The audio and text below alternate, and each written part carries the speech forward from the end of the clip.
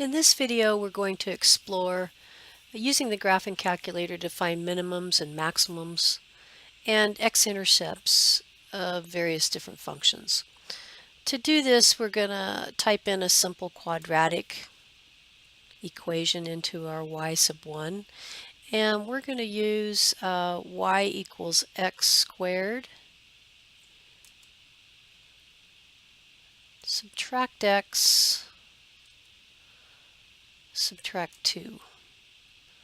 So I'm just going to type this quadratic in here and hit graph. And we're going to try and find the minimum value here, which is the vertex of this parabola. And since this is heading up, it's going to be a minimum value. We're also going to try to locate the x-intercepts. There's one here and also one there. So to do that, we're going to use the calculate feature right up here above the trace button. And to get to it, we need to do a second function, trace.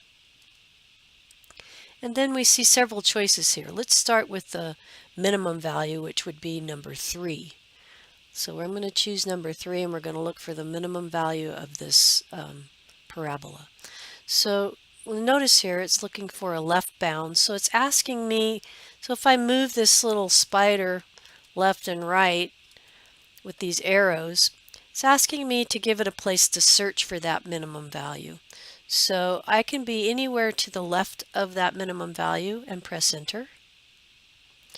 And then it's going to ask for a right bound, and I need to move over on the other side of that minimum value somewhere. It can be anywhere over here to the right of that minimum value and press enter. And notice right up here it's got these little arrows here. It's going to search in between those two to try and find that lowest point. At this point it's asking for a guess, but I don't really need to move close to guessing because there's only really one minimum here. So I'm just going to press enter, and it's going to jump right to that vertex. So I would imagine that because of the pixels and rounding that vertex is very close to 0.5 in the x direction and negative 2.25 in the y direction. So that's the minimum value of this parabola.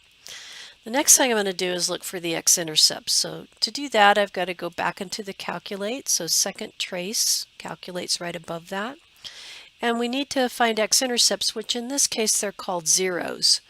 So we're finding x values when y is 0. So we're going to choose number 2. And we're going to look for the 0 that's over here on the left first. So we need to move to the left of that 0. Again, so I need to be somewhere up above that x-intercept and press enter.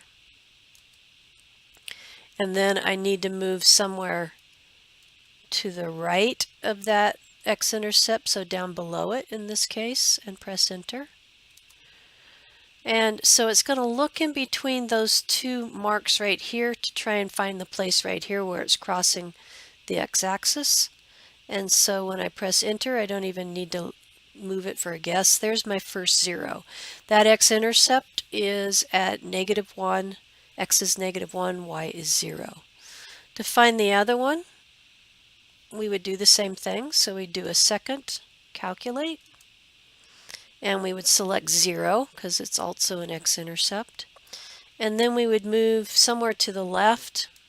So I'm going to get over here closer to this other 0 on the left of it and press enter somewhere in there. And then I need to move to the right of that 0. So I'm going to move up above that x-intercept somewhere over here and press enter. And then I'm going to press enter one more time, and it's going to jump right onto that other 0. So the other x-intercept is at 2, 0.